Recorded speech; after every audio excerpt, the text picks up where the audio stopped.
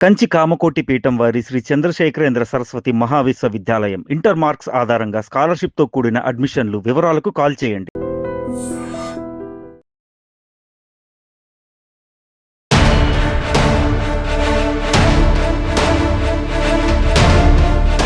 తమిళనాడు రాజకీయాల్లో సంచలనాలు, సరికొత్త మలుపులు, ట్విస్టుల మీద ట్విస్టులు, మొత్తంగా ఊపిరి పీల్చుకున్న విజయ్. తమిళనాడు రాజకీయాలు ఎప్పుడూ లేనంత ఆసక్తికరంగా మారాయి.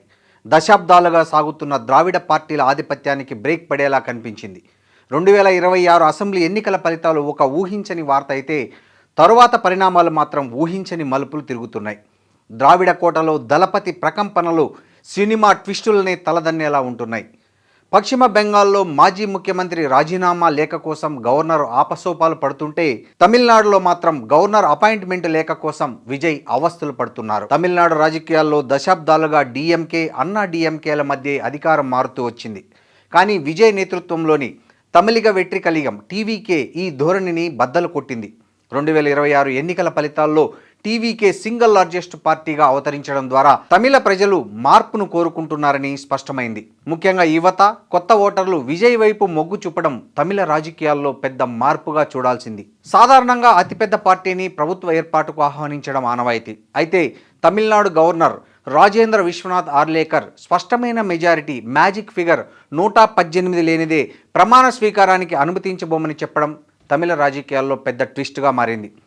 112 మంది సంతకాలతో కూడిన జాబితా అందజేసిన టీవీకే పార్టీ విజయ్కి 118 మంది ఎమ్మెల్యేల సంతకాలతో కూడిన జాబితాను సమర్పించాలని గవర్నర్ షాక్ ఇవ్వడం టీవీకేకు ఇతర పార్టీల మద్దతు ఎంత అవసరమో గుర్తు చేసింది.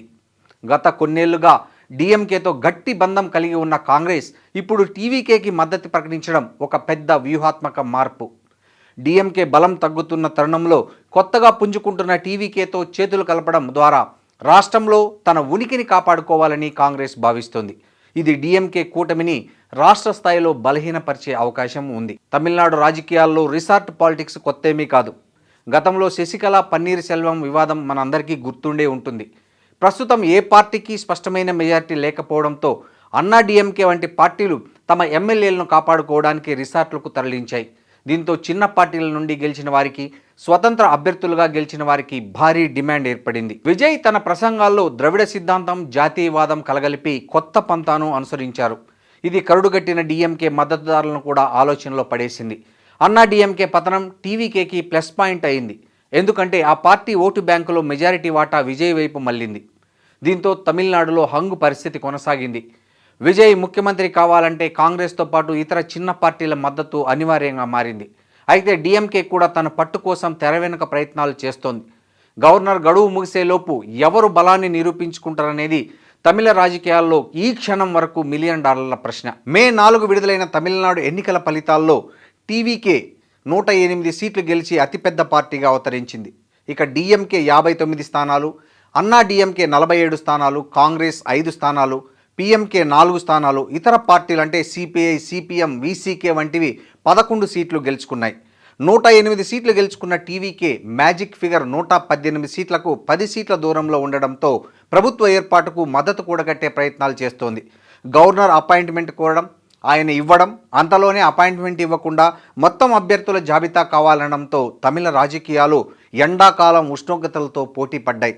విజయ్కి ఇప్పటికే కాంగ్రెస్ 5 సీట్ల మద్దతు ప్రకటించినా మరో 5 సీట్ల కోసం విసికే, సిపిఐ, సిపిఎం ప్రతిదీ 2 సీట్లు కలిగి ఉన్న పార్టీలతో చర్చలు ఉత్కంఠంగా కొనసాగుతూ వచ్చాయి. మే 10తో తమిళనాడు అసెంబ్లీ గడువు ముగియనుండడంతో విసికేతో పాటు వామపక్షాల మద్దతు అంటే ఈరోజు మే 8వ తేదీ వరకు చాలా ఎప్పుడు ఎలాంటి నిర్ణయం వెలువడుతుందో అన్న ఉత్కంఠకు తెరదీసింది. తాత్కాలికంగా సిపిఐ జనరల్ సెక్రటరీ శుక్రవారం సాయంత్రం తమ మద్దతు విజయ్ ప్రభుత్వ ఏర్పాటుకు ఉంటుందని ఒక వార్తా ఏజెన్సీతో చెప్పడంతో విజయ్ ఊపిరి పీల్చుకున్నట్లయింది. వామపక్షాల 4 సీట్లతో పాటు వీసీకేకి ఉన్న 2 సీట్లు కూడా విజయ్ ప్రభుత్వ ఏర్పాటులో అత్యంత కీలకమయ్యాయి. విజయ్ ప్రభుత్వ ఏర్పాటుకు మద్దతు ఇవ్వాలని ఢిల్లీలోని సిపిఐ, సిపిఎం అధిష్టానం నిర్ణయించిందని విజయ్ ఊపిరి పీల్చుకున్నాడు. CPI general secretary MA Baby ఒక వార్తా ఏజెన్సీకి ఇచ్చిన ఇంటర్వ్యూలో ఈ విషయాన్ని స్పష్టం చేశారు. సిపిఎం సిపిఐతో పాటు కూటమి పార్టీలన్నీ విజయ్ ప్రభుత్వ ఏర్పాటుకు సహకరించాలని నిర్ణయించినట్లు బాబీ స్పష్టం చేశారు. దీంతో దళపతికి పెద్ద రిలీఫ్ వచ్చిందనే చెప్పాలి. తమిళ రాజకీయ నాటకం రోజు రోజుకు అనేక మలుపులు తిరగడం వెనక బీజేపీ పెద్దల హస్తం ఉందన్న పుకార్లు సోషల్ మీడియాలో షికారులు చేశాయి.